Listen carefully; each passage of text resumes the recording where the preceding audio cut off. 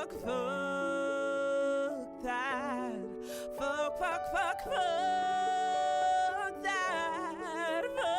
Fuck that. Fuck that. Welcome to Fuck That podcast with Master Jihan Sabir. Our guest today is the fabulous, the hilarious, the wonderful Mr. Brian Simpson. Yes. Yeah. Yay. Yeah, that's my pronouns are Your Excellency. Oh, shit. Yeah. You know what? I went to Portland this year. It was this year, and it was the first time someone referred to me as they. Oh, is that your pronoun? That is not my pronoun. Oh, wait a minute, you got misgendered the wrong way? The opposite way? I think she was just trying to be safe. But calling me she would have been safer. I was wearing a hoodie as a dress. Like, I'm a woman. I'm like, I didn't like it. It felt gross. It just felt gross. Usually they treat me like I'm a child. Well, you are, but Really? I am too. Nah, I feel like you one of those people. I feel like you like 35, but you just look like you 20. No, Yeah, that's about right. That's about right. almost exactly what. Yeah, You she almost like- got her. She said she been in the war, so I started doing the calculations. She been in the war. We fucking talk Israel about goes the to war every 2 years. So do we. Yeah. It's timed with the Israel elections. started out with war, right?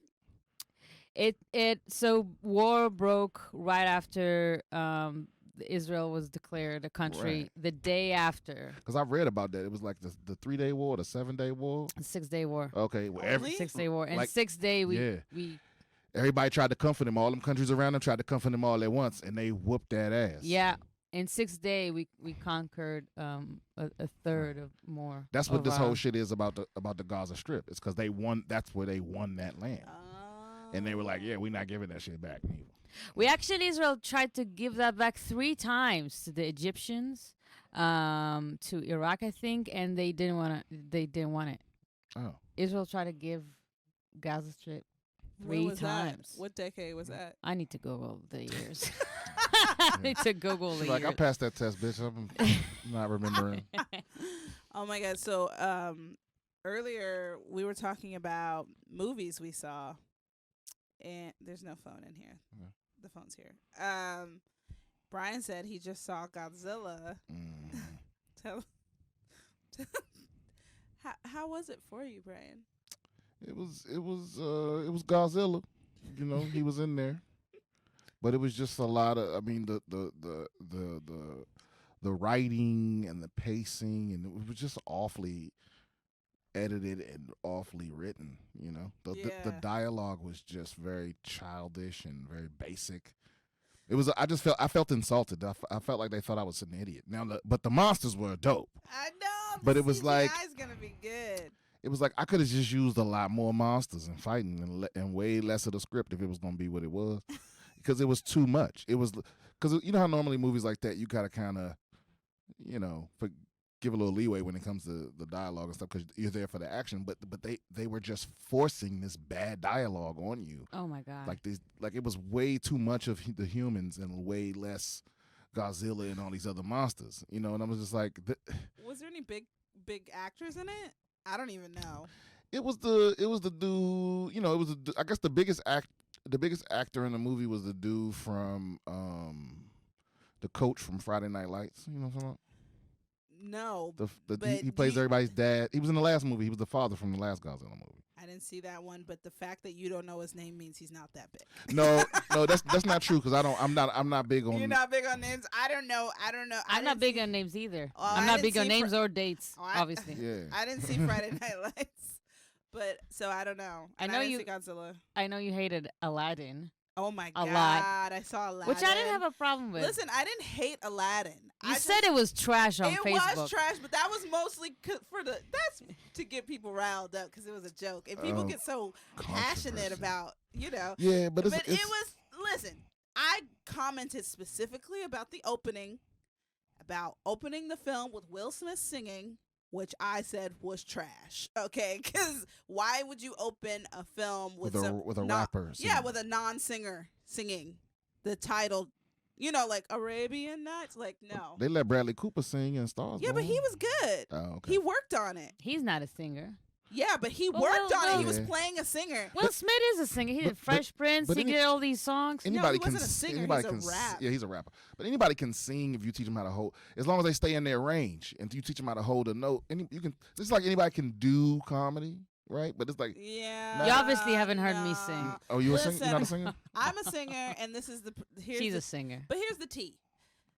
I get it because it's a movie, because they can edit it, they can auto tune it, so he sounds okay. You can auto-tune a song. You can auto-tune Yeah, a but rap. he just sounded basics. I was like, so why didn't you just give that song to like a real singer? Because the scene where he was singing Arabian Nights, you're not watching him sing. They're showing Agrabah. You know, like the camera's not even on him.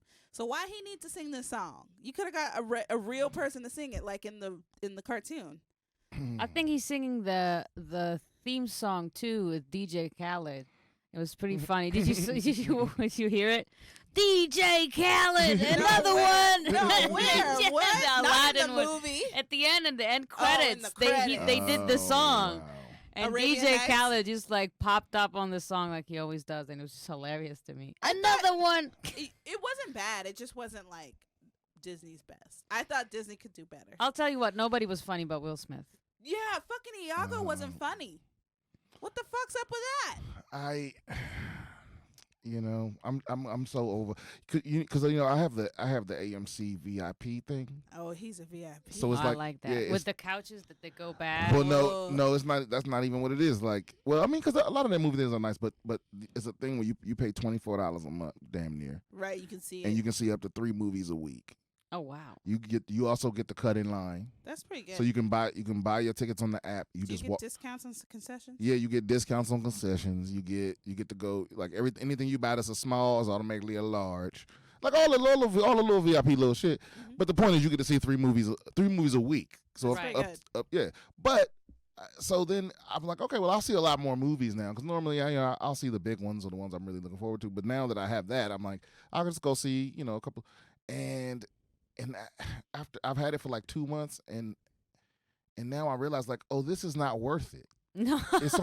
It's only worth seeing about 1 movie a month. Like most of these movies, because here's the thing, a movie ticket, if you go in the afternoon like I do, Yeah. it's only about $12, which means to make the pass worth it, you got to see 2 movies. You got to see at least 2 movies a month Right. to make the pass worth it. And Yeah. there aren't 2 movies worth seeing every a month. Yeah. No. It's so true. Because I've seen, I think, I saw the Avengers joint. That was worth it. I I saw haven't seen that yet. I saw Brightburn. That was pretty good. Oh. Pet Cemetery was garbage. Oh. That came out on the theaters? I thought that was a TV movie. No, that came out in the theaters, the remake, and it was, and then Godzilla was, I've seen a lot of bad movies, recent, as of Oh, really? recently. So I'm just, and then the Game of Thrones thing kind of let me down. But Oh, look, I don't know. I don't watch any of those things, but I don't know. Aladdin was like a bummer. are you gonna see Lion King? I'm gonna see Lion King. See all the movies where they try to sell me my childhood again. I'm like, nah, that's gonna be Well, garbage. I'm super excited because Disney is going boom, boom, boom. They're doing Aladdin, Toy Story, Lion King. So I'm definitely gonna see Toy Story. But I'm It's like Pixar's my Why shit. not just make new shit?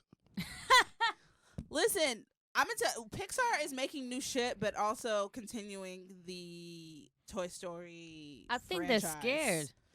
Yeah, of course. But you know They're what scared. happened? You know what happened is so like Toy Story was only supposed to have 3, but they're making 4. But Pixar sold they used to have like a distribution deal with Disney where it was like 70-30, something like that. Okay. But I think in 2009, I want to say maybe 2012, they sold it to Disney. So now Disney owns Pixar. Disney owns everything. I know, and it's kind of a problem, and like no one talks about it. Yeah, I was looking at the top grossing films of all time, and it's still fucking Avatar for some reason. It's number 1, but Really, yeah, but if you look at the list, it's like mostly Disney. mostly Disney. And Well, because they own Marvel now.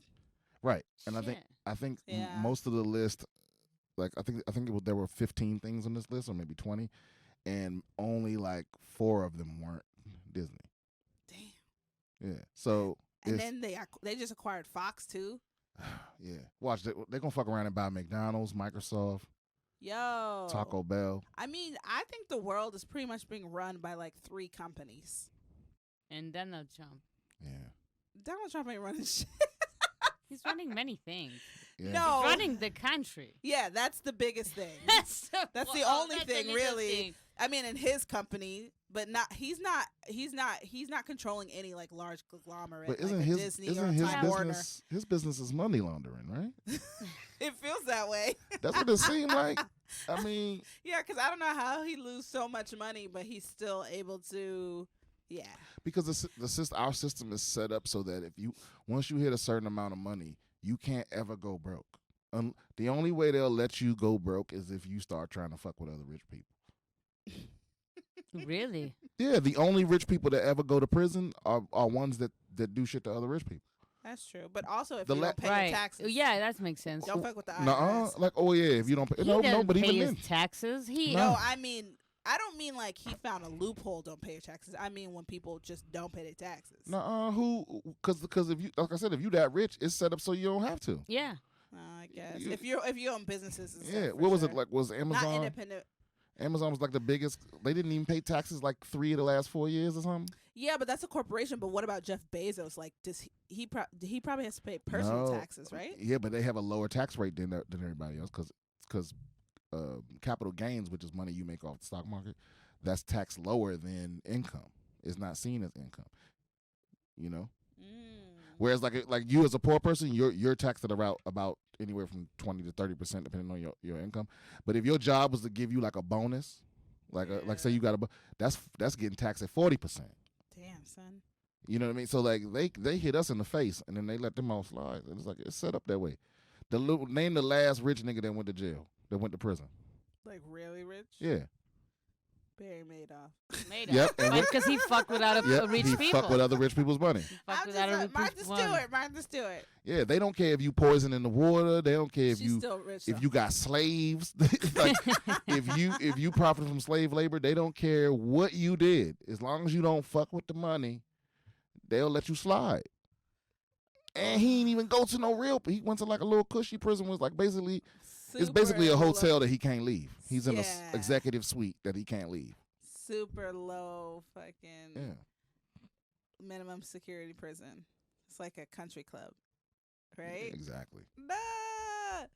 Well, I know you were in the military. I was. Oh, damn. Yeah, and what branch of the military were you in? I was in the Marine Corps. Marine Corps. Mm-hmm. When did you serve? 2001 to 2006. Well, thank you for your service, God sir. damn it! Don't Thank do that. you, sir. No, this nigga, he posted on Memorial Day. He posted this thing, and it was like, "Ain't nobody thank me for my service." So I told him he was the most beautiful, Yeah. and he served more than anyone's ever served. I think that's just it's such a garbage platitude to say to somebody. Thank you for your service. No, I joined the military because I didn't have shit else going on in my life. I didn't do it because I got a patriotism. Yeah, I mean, yeah, I just wanted to escape where I was living. Yeah. that makes sense. That happens a lot, actually. When Israel, it's mandatory. You just have to go. Yeah. There's no such thing. You Well, have to see, I think it would be dope if everybody had to go, go. Yeah. right? But it ain't like that. It's like No, only poor people have to go. I know. It's If fun. you rich, You don't have to. you go, can just- unless you come from a military family. no, but You go to West they Point, we're out. well or they something. made these exceptions where it's like if you're getting certain college degrees, you don't have to go. Well, who goes to college? People with money. Mm-hmm. If you can have certain medical exemptions, or shit like that. Yeah. Well, in Israel, it's the other way around. They will pay you for the school. It doesn't like you can be rich, but if the Israeli army pay you to go to, let's say, coding school, and now they put you in one of their like hacker units, you're set for life. You're gonna make money all your life, even after the army, because the entire world, Silicon Valley, all the high-tech companies, all the startups looking for people who was trained by a few special forces of, computers and coding and hacking. I saw it was on Vice, actually. What did you do? I was on. I was on. Well, the thing is about the army that I like is that it's really equal. Like you can be whatever you want. But I was nothing assassin? really. You was an assassin? They said No. you could, like seduce. Yeah, she's I a was- sniper. Look at her. I was in like computer intelligence. But I always say to people that I was just a very stoner. Like I was the same as I am today. Oh, y'all can smoke weed in No. the No. People ask me what I did in the army. I was like, hide it. Yeah, that's most of it. We called it skating. Yeah. That's Some people mastered it, you know. There was a dude in my unit named Revis, and this motherfucker was the laziest fucking person, like, but he had a knack for, he could just sense when somebody important was coming around the corner, and he would start doing stuff, you know. And so, like, all of us would just be sitting around chilling, and then Revis would get up and start doing something, and everybody like, what the fuck is he doing? And then a captain would walk around the corner and be like, why the fuck is everybody sitting around? Look at Revis working hard, you know. And so he had this reputation for being this hard worker, and he really was the complete opposite. Oh my god, that's amazing. Yeah. I one time I remember the highest one of my commander's commander came because I was such a stoner. I didn't know what hand to do this, like to salute, and I did this. I was because you have to stand up and go, sir, like any level beneath the commander, even my commander, whoever beneath you in ranks has to salute you every time you walk into a room. So everybody saluting, but they caught me alone in a room, so I didn't have who to copy. Cause I would look at somebody do the same, but I forgot. So I was like, He's like, it's fine. He saw there's nobody to talk to. It's like this. Oh my god. This girl. So we only had to do that outdoors. No, indoors. Oh, only Indoor. outdoors? Well, in the Marine Corps, yeah, if somebody if an officer walks into a room, and it's only officers. If an officer walked into a room, you have to stand at attention, but you don't have to salute. You don't salute unless you have A hat. a cover, a hat on your head. Oh. But if you only can have that on your head outside, you can't have it on indoors. That's right. So it's Respect. it's all a bunch of dumbass rules. I mean, Yeah, many rules. Yeah. I learned how to clean in the army, and the thing is, the army cleans the way they would clean a floor is just like pour 1,000,000 tons of water and just take it all out. Take it all out. And I remember after the army, I dated this guy, and we moved in together. And I was like, I'm gonna clean this house. And he walks in, and his entire house is flooded with water. He's like, "You learn how to clean in the army, huh? You had a good childhood." oh my god. Like only in the army you learn how to clean a floor. Oh my gosh, that's crazy. I know nothing about this. I did not serve. I took coffee. I worked at I worked at the Coffee Bean. Yeah. It ain't all this cracked up to be. I mean, I kind of knew that. That's why I didn't join. Yeah. My biggest fear was to lose the gun because Oh, I did that a couple times.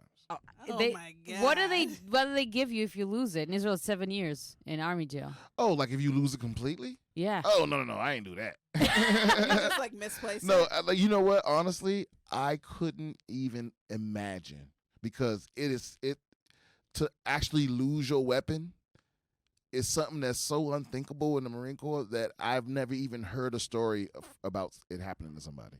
Yeah. Really? Oh no, because everyone is so responsible because you're responsible for everybody beneath you. So it's like. So you make sure everybody. So it's like have their shit if I was together. to get up and start walking away from my weapon, somebody else would notice it and be like, "Hey, dumbass, grab your." But I mean, it would be way more. The consequences would be kind of, there would be consequences, but it wouldn't be like prison time. 7 years. like if somebody's like, "Yo, where's your weapon?" and you was like, "I have no idea." Oh my God, they would just take you straight to the brig. Yeah, To the where? to jail. To jail. Yeah. Like I don't. They might kill you. You might get executed. It might be treason or something. I don't know. I slept with the M16 when I was 18. I slept with the M16 underneath my pillow. I slept with it like this. Yeah, well, I slept with it. I couldn't. I was so scared to lose it. we had to sleep with it wrapped around, like with our leg in the sling. Oh yeah. Yeah. So just in case, like you fell out of your bed, something, your weapon had to always be right there up on you. Yeah. know? What kind of weapon they give you? M16. M16. The old one too. Like now they got the short ones that's like nice and light. Mine was damn near tall as me. Wow. It's really tall. I tell people that, like, when I got it, so in Israel, if you're underneath a certain height, you get to have the shorter one. Either you're underneath a certain height, like you're short, or you're like a higher rank. And I was 1 centimeter higher than the shorter one. But every time I walked, it would just like bump me in the calf. Every time I walk, it was bruising me. That's how I got hurt in the army. I got bruised by this thing. You couldn't put in it like for an exception or something? So I went there. I was like, you got it. I know I'm 1 centimeter. I'm just 1 centimeter away, please. And you know what? Nothing makes you more of a man, of a human. Doesn't matter if you're a woman or a man. Nothing makes you more of a man when people just say you no. No. And you just gotta eat that. You just gotta eat it. See, that's what I think. That's why I think everybody should join the military, is because there's so many people go into adulthood in America and they've never been told no, or they've never had to just deal with something that's not fair. You know what I mean? Whereas like in the Marine Corps, it's like sometimes it's complete bullshit. What's happening is complete bullshit. It wasn't your fault. It wasn't your responsibility. You getting punished for something you didn't do, and it don't fucking matter. There's nothing you can do about it. You just have to deal with it. Oof. But it makes you. It does build character. It's like, oh, I can make it through this, and I'm not gonna like it, but I'm gonna do what I have to do. Whereas now, I think a lot of people just can't even handle people even. They get anxiety. Yeah. For nothing. They can't handle even being disagreed with, let alone something being unfair to them. I just recently had a girl I went to college with. She posted, "I can't believe this. I have to unfriend all you pro-life people because I was very clear about my abortion story and I can't have you on my page." I was like, oof. Are you a pro-life person? I am a pro. Do whatever the fuck you want to do. If I'm saying, like, the idea of abortion isn't a great image in your mind, you know what I mean? But some people got to do it, and that's their choice, and they have to live with that decision. I do not. Right. Yeah. So, like, you do whatever you need to do, okay? Now, if you're going to force it on me, you can't, like, force me to get one or not get one. And I'm not going to force you to get one or not get one. You know what I mean? Right. I'm pro do whatever the fuck you want. The problem with that too is that when you put abortion against the law, you have deaths from women who tries to do it illegally. Right, because that's what was happening before. Yeah, that's the whole reason. So now you got women dying and their kids dying. Right. So why don't you just let the professional handle it? Pro-life, right? If a woman wants to get an abortion, she's gonna do it. But if you make it illegal, she might die now because if she doesn't want the baby. I know people was like drinking bleach, throwing themselves down. I feel the same way about drugs. If people want to do drugs, they're gonna do them. It's true. It's just, are they gonna be safe? Is there gonna be gang violence involved? Yeah, you're just fueling a whole underground world, a business that murders people. I'm ready for this whole thing. We on the verge of collapse. I know. I'm just waiting for the whole society to just fall the fuck apart. I read somewhere. What are you, an anarchist? I think I am an anarchist bordering on nihilism. Really? Yeah. I struggle with those things. I know, because I'm also an optimist. I guess. What? I don't know. You don't know what the fuck you are. I'm just multiple. Like I want a nice world. Right. Right. Who but doesn't? I go back and forth losing and gaining faith in humanity. Like I don't know if some days I wake up and I'm like, we're not gonna fucking make it, and then some days I wake up and I'm like, you know what, maybe there's hope. And then some days I wake up and I'm like, you know what, we all deserve to not make it. Sometimes I actively root for our destruction. Sometimes I just give up, just apathy, and then sometimes I'm like, you know what, we might pull out of this thing, But This year, there's been way more days of let's just end this all. Let's just start over. Just nuclear war. Just set it off all over the planet and just. I feel optimistic more about this year than last year. Oh Jesus! Last year it felt like a shit show. I don't know. This year feels there's more people who sound reasonable. You now. know, I saw. It's like with global warming and like, is that one of the things you'd say like because we fuck up the world and stuff like that? Yeah. So I saw on Vice that like there's countries that are happy about it, like Russia, because now it's not as cold and business are flourishing. Because of the global, in some cities and there's a whole pier that boats. There's a whole route that boats can now transfer. Ship and export and import that was not they wasn't able to go through it because it was all ice. So now there's no more ice. So now it's shortened their way to import. Well, you know they're a huge like oil manufacturer or something like an oil refinery. Like Russia owns a bunch of oil plants or whatever. Right. So they probably fucking their own shit up. Yeah, I mean, but even though it might be beneficial in the short term, it's still gonna. I mean, well, we know that. The fear is like the runaway greenhouse effect, like Venus, you know. No, you see these little Russians like, hey, global, like they're happy about it. The reporter asked people in the series like, yeah, we think it's pretty good. You know, let's look at the sun. Right. That's because I think about it every day. Like I see, like on Venus, it's the same, it's the same temperature as Earth. Up in the sky, really? Up in the clouds. Oh wow, I never knew that. But yeah, because somebody thought I saw a thing where somebody was like, Venus might be a better thing to colonize than Mars because it's closer to Earth.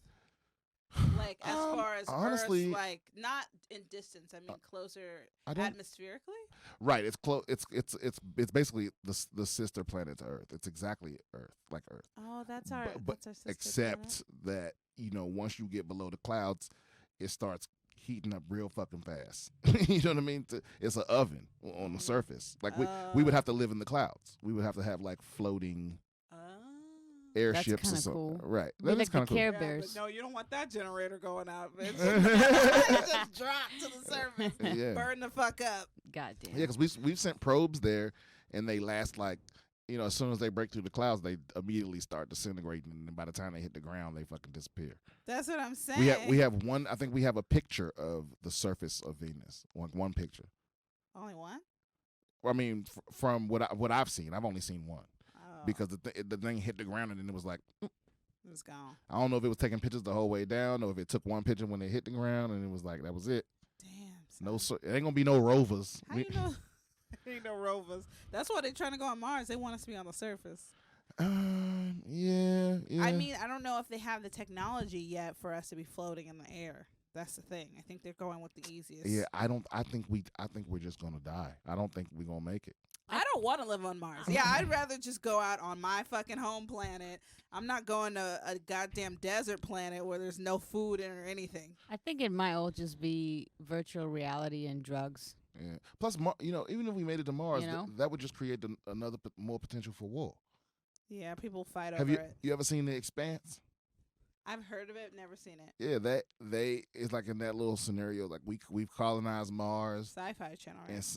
and then we've colonized some like asteroids on the outer. Yeah, on the belt. And what it is like belt. We were supplying all the oxygen to Mars when they first was trying to get off the ground, and also the outer rim Earth was, and then Mars got to it got to the point where like.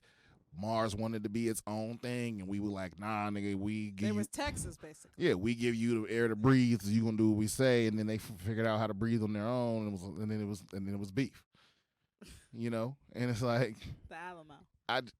That's who we are. We're just evil, collectively, just evil. I don't know if we're collectively evil, but we're animals, and that's what animals do. They fight over shit. But we're just animals who talk. The good. There's not good parts of war, but the one upside of war is that it unites whatever people. Right. It does, actually.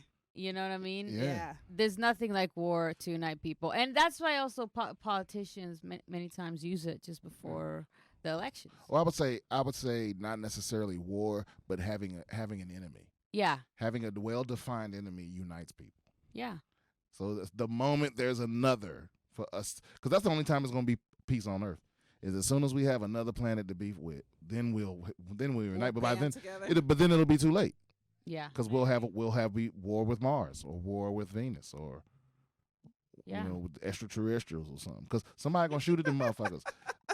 For sure. Yeah. That's how Independence Day. Every movie comes some alien race that has the technology to traverse the stars. Our first thought is that maybe we have weapons that'll murder them. I know, it makes no sense. No, not at all. It makes no sense. But that's how you control people. Yeah, with fear. You now politics now is not so different from how religion used to be. Oh, if you're not gonna do this, you're gonna die. You're gonna go to hell. You're gonna this. Oh, if you're not gonna vote for me, ISIS is gonna come in. Whatever the politicians are selling to the American people, the Israeli people, all kinds of people, that they're using fear. Trump went up with fear. He scared Americans. I thought Jews didn't have hell. I don't know. I don't know. I thought they didn't believe in hell either. Jews complain all day long, so it's like a hell. They think hell is on Earth. For them, living is like a little bit of a hell. Yeah. They're like, oh my God. Earth is hell. Or maybe Jewish hell is just you have to stay here. Yeah, I think they think Earth is hell enough. Oh, okay. I don't think they go to hell. Yeah, I know there they is believe in hell. There is hell mentioned in the Bible. Yeah. But I don't know if they go to hell. Do any of us know? Well. On that note. On that note, I want to tell you guys the story of when I found my grandfather. You found it? Was he alive? You found him what? Where? He was not. Oh my God. But it's funny. I mean, listen, I was the best possible person who could find this man, okay? If anyone else in my family found him, it would have been horrific. But I found him, and I'm the most level-headed of all of us. So he lived with us, and we called him Big Daddy. Really? Did he require that, or did y'all just?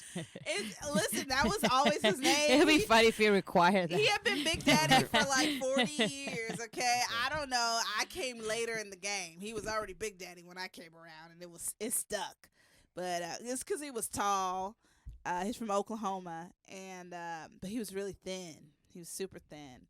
Like, this man was so thin. We had a fire once in our house. And my mom picked him up and carried him out of the house.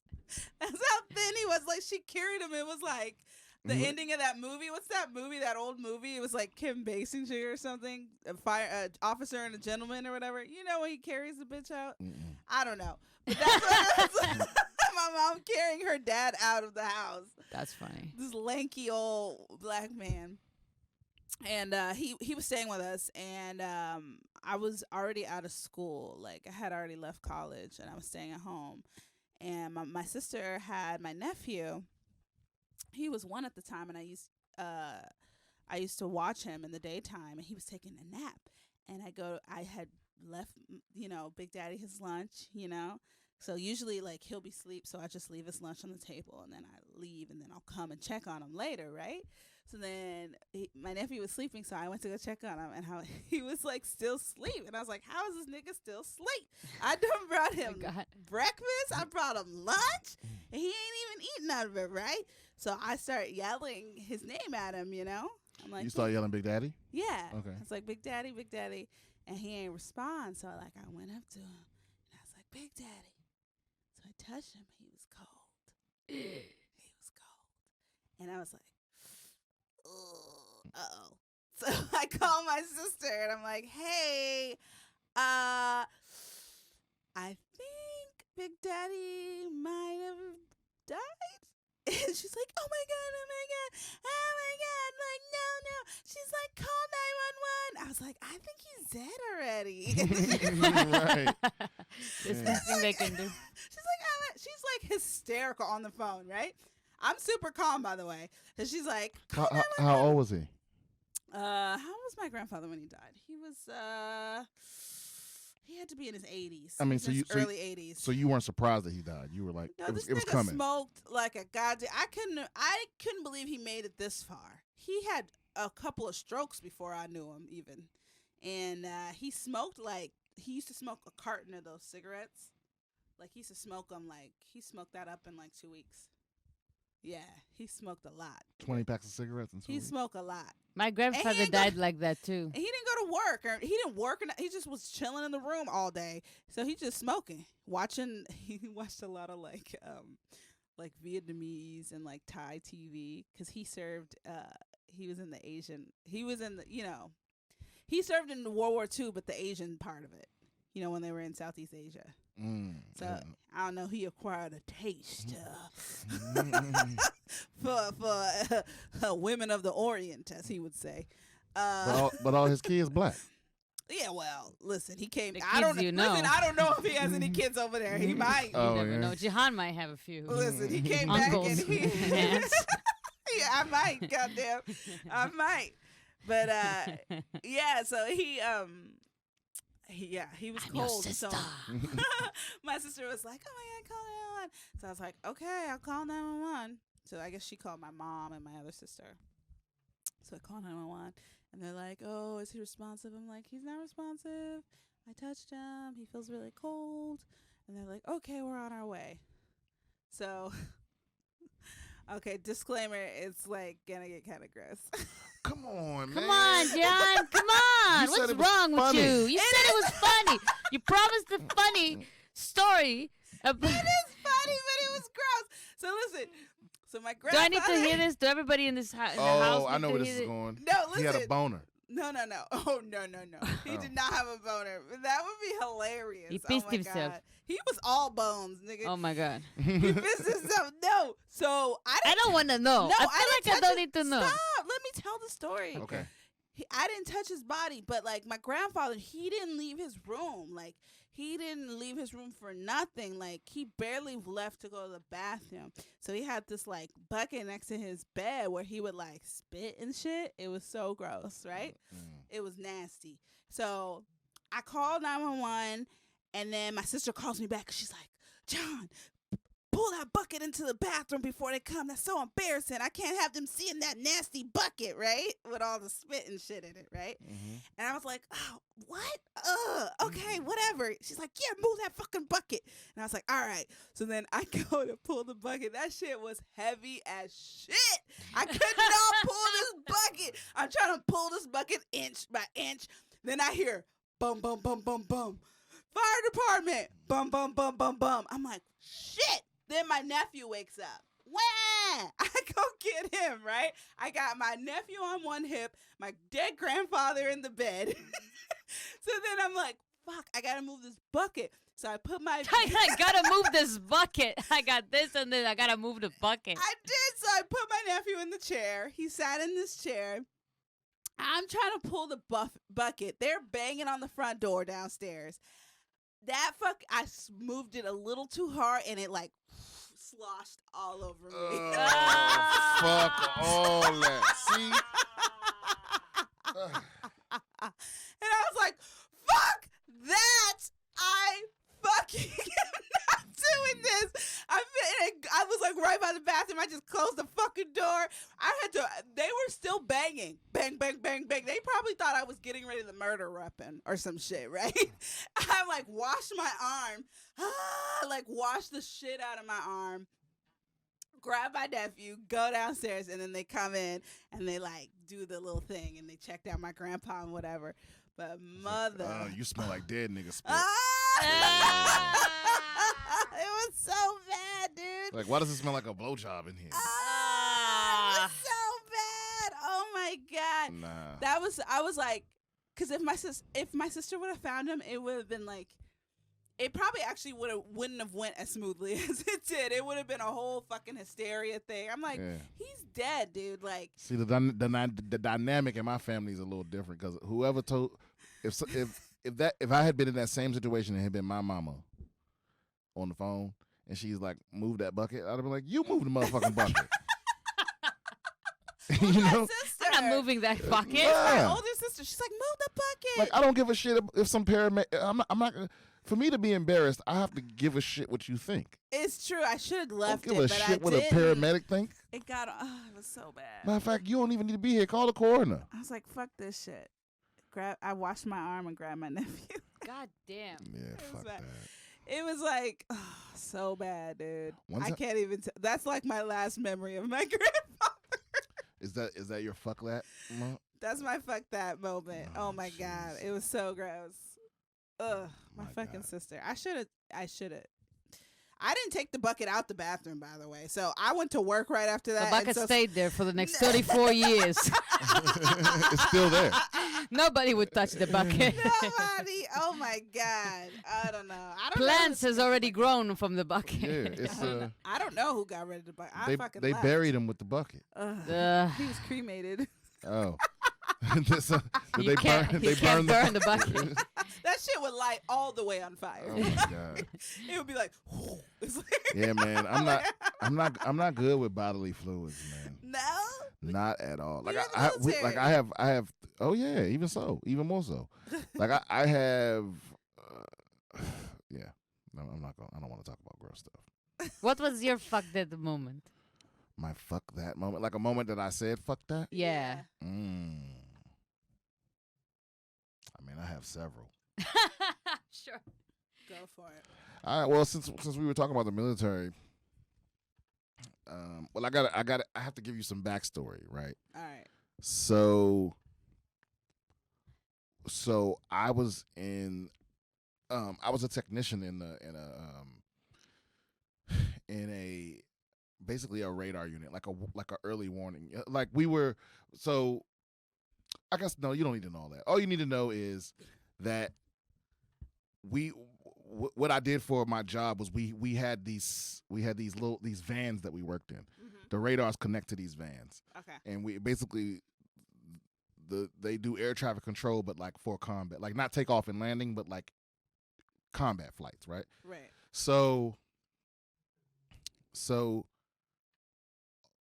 my unit has 6 of these vans, right? 4 of them are what they call the TALC. That's just the main thing. And then the other 2 are the EWC, which is what I was part of, the early warning, right? So basically, we send the 2, set up like a little quick one, a little makeshift joint, two of the vans and the radar to, in advance, Just real to quick, scope right? thing to see what's going on. Right, and then when the whole big slow main unit catches up, then we go ahead and they set up like a long-term thing, and then we go ahead and then we keep doing that leapfrogging, right? So before I ever got in this unit, there was a detachment sent to Miramar. The early warning part was sent to San Diego from Yuma. Yuma is the asshole of America. It's a garbage place. Where's that? Arizona? New Mexico? It's Arizona. Arizona. It's the middle of the desert. The base is in the middle of the desert. There's no reason to live there whatsoever. There's nothing there except sand dunes. God. And it's nothing, right? And it's just hot and it's just awful. So before I ever got into this unit, everyone is the station there. They found out there's gonna be an early warning joint sent to San Diego. So obviously, everyone's clamoring to get on this thing. Yes. Right? Everyone wants to be the one that goes to San Diego. It's just temporary, so it's not a big deal, but still, it's a vacation from Yuma. It's like it's going from the desert to paradise. Yes. San Diego. Right. Yeah, hell yeah. So Wish you joined the Air Force, huh? So keep in mind there's two gunnery sergeants. There's 2 E6s in charge of No,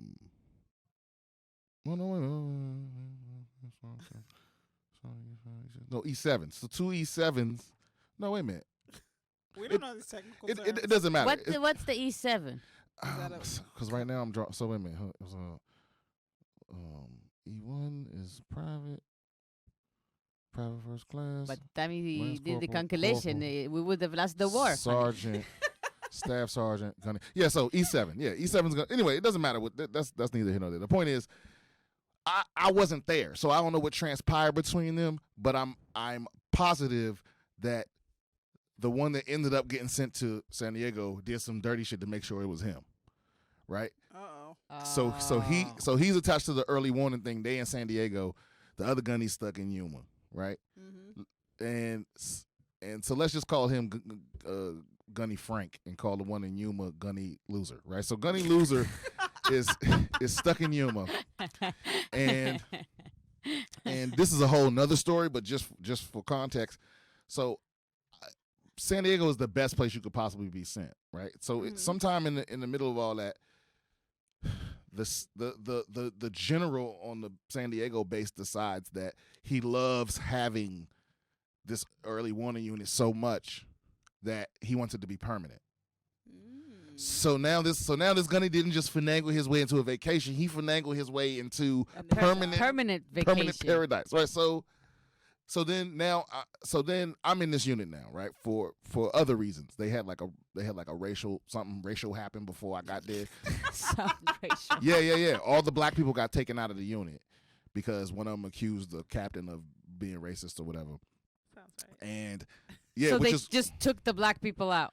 Right, when I got there, I was the only black person. Oh my God! And that was their solution. And the thing is, when you're in school, the highest person in the school, the person with the highest grade gets to pick their destination. What? And there are no good ones except San Diego. And I was 7th in the class, 7th out of 8 in the class. and I got sent to San Diego. Now, I didn't know why at the time. I just showed up and I was like, I'm the only black person. Everyone's being real nice to me. What the fuck is going on? Right? And I mean, eventually I figured it out, but that's neither here nor there. Just know I'm here. Boom. Right? So then we found out we got orders to Iraq. Right? Now. Right. So keep in mind. The desert. Right. So we have to. The TAOC, they have 4 of the vans, and 2 radars. We have 2 vans and 1 radar. Right. So we have to send all our stuff to Yuma so all our shit can get shipped to Iraq together. Right. And keep in mind, like, the Marine Corps has like this real convoluted process of like buying things. So it's hard. So we're maintenance. We're constantly buying parts and shit like that. So we check it. We on top of our shit. We make sure we got everything good. Boom. We send it all down to Yuma. And we don't. So it's like 2 months before we see our shit again, because we had a month of training and then another month of training down there, and then we left, right? In Iraq. No. San Diego, so, in the shithole. Right. So we Arizona. We had to go to Arizona. But we still haven't seen our gear. We just training, right? So then we go, and now keep in mind we're in Kuwait. This is before the war. This is when everybody was arguing about when we didn't know if we was gonna actually go over the border, right? Oh. So we're sitting in Kuwait waiting. Nobody knows if we actually gonna go to war. Some people think Bush is bluffing. So you know what I mean? Blah blah blah. Oh man. So when we get there, when we get to Kuwait, we're setting up our gear, and we realize that because there was an inspection before we left to make sure everybody was up and up. So we realized that when we sent our shit to Yuma, they basically picked our shit clean, like took parts and little shit from our shit to make sure their shit was at 100%. And so when we setting up our shit, and it's like, oh, we missing that, we don't have an extra this or a spare that. But it didn't really matter because they're the main shit. We're not even really doing anything. We're just set up for whatever reason, right? But then we find out the war started. The war started like last night. Y'all going the morning after next. The early warning is going. We going over the border, right? And you don't have your gear. Well, we have our gear, but we just missing little shit like just in case, little backup stuff, right. Little things. And so, and keep in mind, like, these 2 gunnies hate each other. You know what I'm saying? Yeah. So then a lot of times, you know how, because you was in the military, right? You know how sometimes to get shit done, like they'll give you what I call them shadow orders, even though there's probably some other term for it. But it's basically where the only way to get something done is for you to break the rules. Yeah. Because it's too long. Right. But they won't tell you to break the rules, but they'll just tell you to get something done no matter what. Mm-hmm. You know what I mean? So that it doesn't fall back on them. Right. So we found out we going over the next morning. Our gunny tells us, hey, listen, here's a checklist of shit that we missing. And I ain't telling y'all what to do and not to do, but just like it would be nice if we had this shit. We're going over the border. They staying here. So if we have it tomorrow morning, good. If we don't, y'all decide what y'all want to do. All right, good night. What? So we get on some sneaky, stealth shit, and we in the middle of the night we crawl under their little wire. We fucking, just covertly, slowly taking shit from them. Like some shit was big. God. We took a fucking giant antenna. We took fucking wrenches, motherfucking, just everything. Make sure we was loaded up, right? So they wake up in the morning and realize what we did. And their gunnies running up to our trucks, and we just pull the fuck off. To right? the border. Yeah, to the border. Oh my God. And we're gone. I think we were gone for like 3 months. Oh wow. Yeah, and it was awful. Like because you talk to people that joined like recently, they, when they went over there, they had like internet and fucking Pizza Hut and all this shit. We was living on in the dirt, digging holes to shit in, all this. You know what I mean? Mm-hmm. So then It's really hard. Yeah, so then we get back. And they have phones. So you can call home, right? Uh-oh. But our vans are the communications vans too. So knowing that we stole their shit, they were like, y'all aren't allowed near our equipment. Basically meaning can't none of y'all call home. You know what I mean? Right. So That's the worst thing you can do to a soldier. Oh yeah. The worst. Exactly. The one thing that holds you is calling your family or your loved one or whatever. That's yeah. all you want to shitting in do. holes Say, for hi, 3 baby, months. I'm back. So Dirt yeah. holes. So then Jesus. Nothing on your mind. Just Right. that. But the thing is, we have like officers in our unit too. So it's like that shit lasted for like a couple days. But then it was like, oh, we got to have a meeting about this, Right. And finally, like it came down the pipe, like in the middle of the night, like, okay, yeah, that's bullshit. Let them call home, blah blah blah. So our gunny tells us at like 2 a.m. Like I'm one of the first people that heard about it, and I go walk over to the thing. It's a long ass line, and I wait in it for like 2 hours. Damn. Right, and finally, I'm next, and a dude comes up behind me, taps me on the shoulder. He goes, "Hey, are y'all supposed to be? I thought y'all wasn't supposed to be over here." And I'm like, "Nah, man, word just came down. Gunny's over there. If you want to go ask him or whatever." Then this motherfucker disappears. And then it's my turn. I'm on the phone, and keep in mind too, Disappears. this process is like at the time you had to have a calling card. So you had to have a calling card. You had to go through this long convoluted process. You had to call your unit, hope whoever was on duty answered the phone, have them put you on 3-way, use your calling card number, then call. It's harder than jail. Right. then have them call whoever you wanted them to call, and hope they answer the phone. Right. So it could take anywhere from 10 to 20 minutes just to get the phone ringing. Oh wow. Right. So what was this? What year was this? this was 2003. Oh wow. Yeah. So then Damn, son. so bam. So I try a couple people. Finally, I get through, and I don't know if I was talking to my girl or my mama, but all these years I've been telling the story. It's my mama because that sounds better. So I was talking to my mama, and then the dude comes up behind me again. He's like, "Yo, Sergeant such and such said you need to get up out of here." And I was like, "Nah, bro. Actually, word came down that we can use the phones, man. Leave me alone. I'm talking to my family. You know what I mean? Blah blah blah." So he disappears again, and he comes back real quick. Right. He's a And wizard. he comes back, and I'm on. Now, keep in mind, it's people in here controlling flights. It's jets in the air. It's people in here telling people what to do. I'm in the back of this van on the phone, and it just disconnects.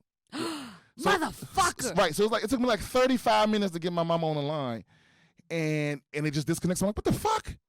And I look behind me, he disconnected it.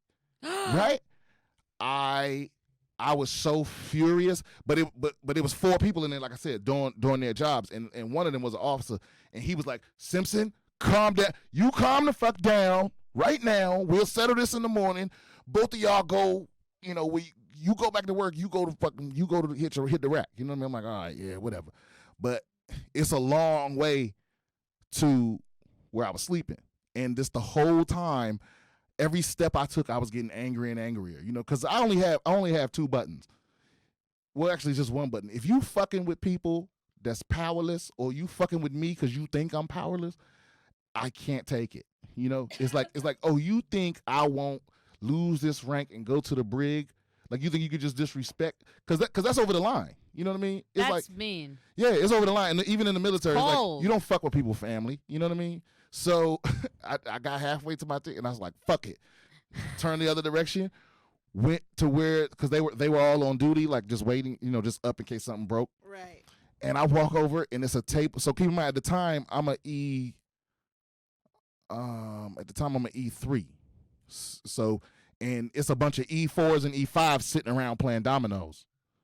Right? And the dude that disconnected from my mama, see, it wasn't really him. It was this sergeant being a dick from far away, because he didn't come over there and say anything to me. He kept sending him to fuck with me. Oh, it was loser? It was no. He was the loser. No, he's an E7. So I'm like, so I walk straight up to him, and I can't remember that motherfucker's name. I'll never forget his face though. And I walk straight up to their table. They playing dominoes. I walk straight up, flip the table over. Damn. Yeah. Flip the table. Yeah. That's I'm like, yo, dramatic. what's good? What's good with you, dog? You want to be disrespectful? So I take my rank off now. Then you know, I don't know what it was like in Israel, To but show like, intention. no, right. In the Marine Corps, it's like, if I take off my rank, You ready? and you take off your rank, then we just two men out here. Civilian. Yeah. You feel what I'm saying? So it's like as long as you got your rank on your collar, anything I do to you, that's me.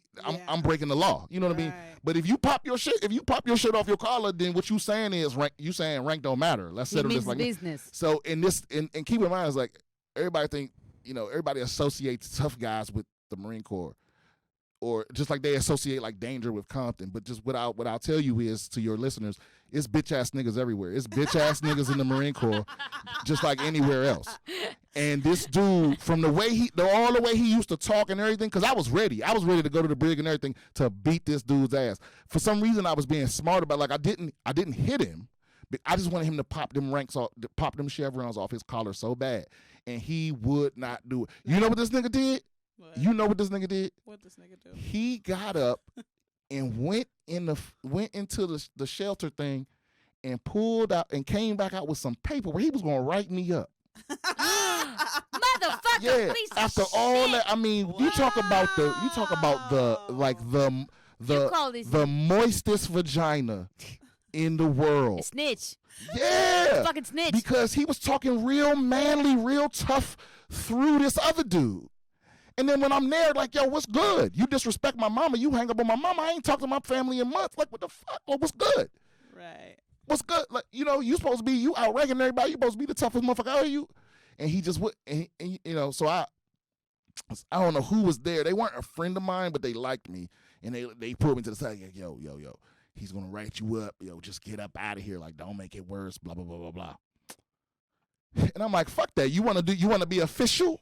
Fuck, I'll go wake up the gunny that just told me I could be on the phone. Why don't you tell him what you told? You know what I mean? So I do.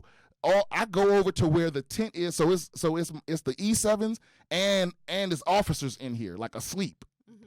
And it's like, I put it like this. Nobody that was my rank was ever up in their tent. I'm the only person that knows what the inside of their tent looked like. Cause like, it was just, you just don't walk up in there, especially. You just walked in. While they, yeah. Right, So I walked in this bitch, and not only that, but I woke people up. Like, yo, hey Gunny. Yo, it's problems. He's like, what? I was like, yo, and he didn't like me either. You know what I mean? But you were still the only black man in the base, no, right? But he didn't like me, but he disliked this other one. Because keep in mind, these sergeant, these E5s are the other gunny's people. So my gunny couldn't stand me, but he hated him more. So the chance to fuck with him was more passionate about it. So we walk in and I tell him what happened. And he's like, God damn it, Simpson, let's go. And we get up and walk over there, and you know, and he came out with the paperwork, and he was like, sign this.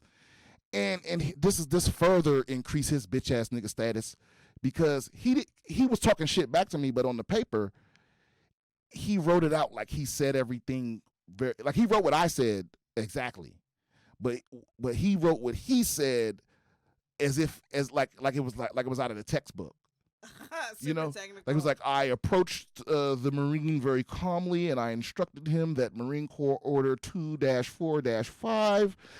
Like nobody talks like that. Right. I was like, yo, I'll sign this if you write what really happened, but I ain't signing that shit. And because it's one of them things where it was like he was in the wrong, so I wouldn't have got in no serious trouble. Right. He was a snitch with a snatch. He was a snitch, but also snitch it's like with a snatch. also threatening threatening somebody to outrank you is still not a good look. Like you could still get in trouble. You know what I mean? Yeah, it's not a good look. So my gunny was like, "Yo, go." He was like, "Yo, go to Probably bed. a We'll good look we'll at talk about Walmart. we'll talk about this in the morning." You know what I mean? And I woke up in the morning, and it wasn't an issue. Now keep in mind, months later, we get back home. Now everybody come back home. We supposed to have a whole bunch of money, right? Because we not only we get hazard pay, but we not paying taxes. Right. So everybody got a bunch of money. So I get back, and I got a nice little chunk of change. But then next payday come around, and my paycheck was like 90% short. Damn. I was like, what the fuck? So anyway, long story short, actually that was a long story anyway. So mysteriously, it took a month or two to find out why I wasn't getting paid. But somehow, on the way back from Iraq, while I was on the plane, I also went into admin and signed up to donate 90% of my paycheck to some like veterans fund or something. What? And Wait, I know the that snitch with the snatch did it? he had to have something to do with it. Fuck the snitch, man. Yeah, because how does a form accidentally get filled out with your name on it? Why you ain't even there? And why was it just me? What a fucking loser. This guy doesn't have a family or something. For sure he has nothing to do. No one donates 90% of their check. Exactly. Maybe 10%. That should have been a red flag. They should have gave me a phone call or email or something. But right, I had making sure. I had to figure it out on my own. Did you ever get back pay? Yeah, I got my back pay, but still. Okay. Oh yeah, that was a whole other thing because I remember that. So the same gunny that was on my side, I remember he was supposed to be the one getting to the bottom of it, and he kept bullshitting. You know what I mean? And then finally, I was like, you know what? I'm just not gonna go to work. Uh-oh. I'm not gonna go to work till they find out why I ain't getting paid. Illegal? You have to go to work? Well, You yeah, they send you to but jail. again, see, this is why the military taught me how to be a comedian because I realized that as long as you do the wrong thing at the right time, you'll get away with it. Because It's true. because here's the thing. Yeah, it's illegal for me not to go to work, but also for them to charge me for that, they would have to take it up the chain of command. So then he would have to explain to somebody higher than him why the fuck his Marine wasn't getting paid for a month and a half. Like, wait a minute. So yeah, he's in trouble for not coming to work, but also, how is you supposed to be taking care of these people? Right. Because it wasn't like a problem that took a month and a half to solve. He just wasn't doing anything about it. So he would have had to explain that to somebody. It's the same reason that I didn't get in trouble with that sergeant. Because to get me in trouble, he would have had to explain why he told that guy to hang up on my mama. You know what I'm saying? Hung up on my mama. Yeah. The Army teaches you. I feel like that too. Oh, I always God. say the Army makes a man more of a man and a woman more of a man, and it's fucking And a true. woman more of a man. And It a woman is. more of a man, and it's true. Like I feel, somebody asked me when I learned that I was funny, and I say I learned I was funny when it got me out of trouble in the Army. Because if I didn't make these people laugh, I wasn't a comedian or anything, but if I wouldn't make these people laugh, I would have been in jail so many times. Yeah, for I sure. got caught on so much bullshit. Not because I didn't mean to be bad. I was just forgetful.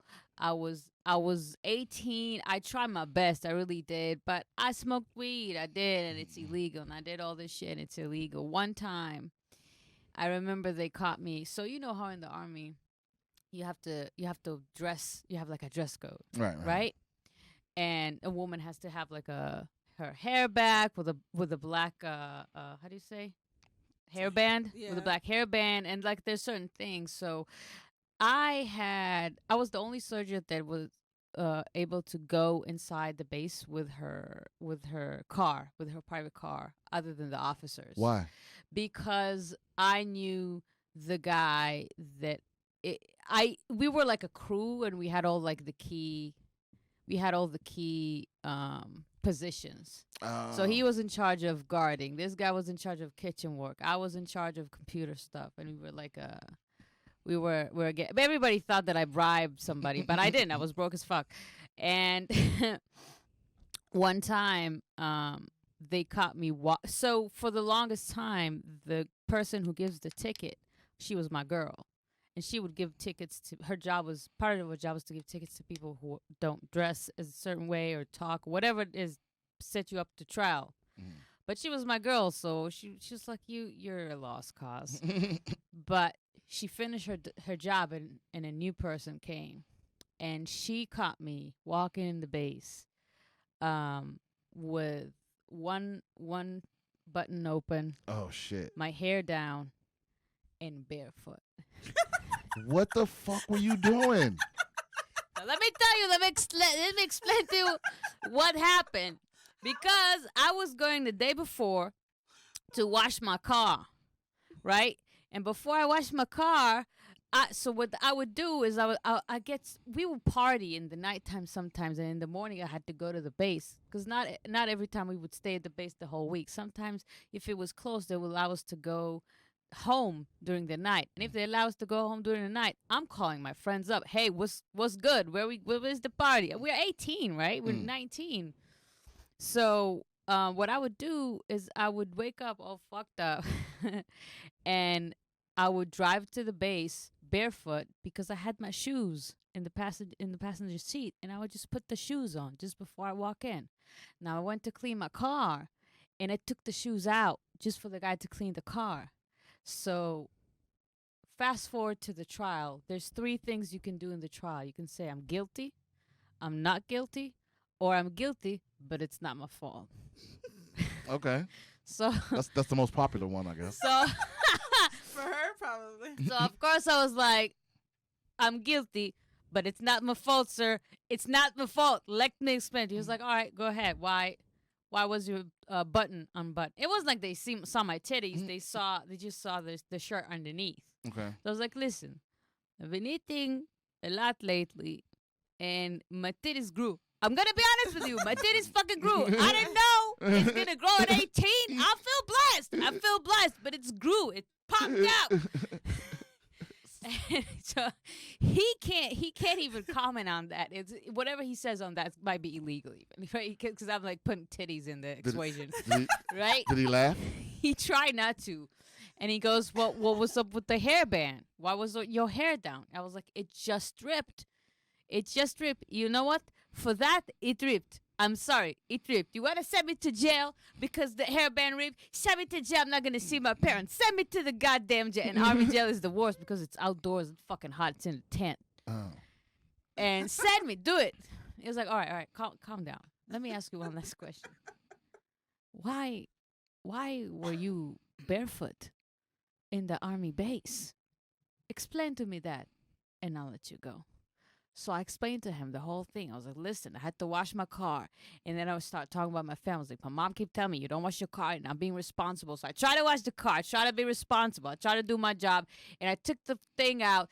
And luckily for me, he didn't even ask, why am I going inside the base with my car? That's like the most, you can't do that. He completely forgot about it. And while I was telling him about the car, I was like, oh shit, you should have mentioned your car.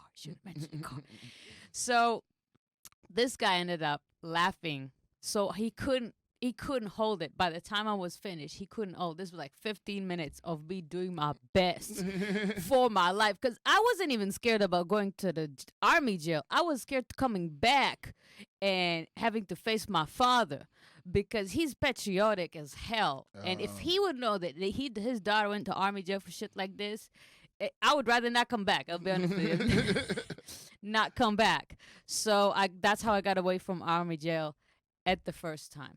The second time, do we have time? We have like a few more minutes. We don't have time. We'll have to wait till the next episode to listen how I got out of Army jail. Damn it, the suspense is killing me. Oh my God. Well, thank you so much, Brian, for joining us. Yes. We really appreciate you. Tell us where we can follow you. You have a website, your Insta, your Twitter. all that shit. I hate social media so much. Yeah, you can follow me on BS Comedian on Instagram. That's the main thing. You can follow me on Twitter at ShoreWideNeck, even though I fucking probably, that's not a good place to follow. And yeah, that's it. Those places. All right. By the way, when the army, because the American army would train with the Israeli army, sometimes we would have American troops come, and the Americans would always say, "Man, you Israelis are fucking crazy. You guys are nuts," about the Israeli soldiers, right? You're nuts. You're crazy. And the Israeli soldier would say about the Americans, they're crazy. But when they said crazy in the good way, like warriors, like thugs, you know, like that.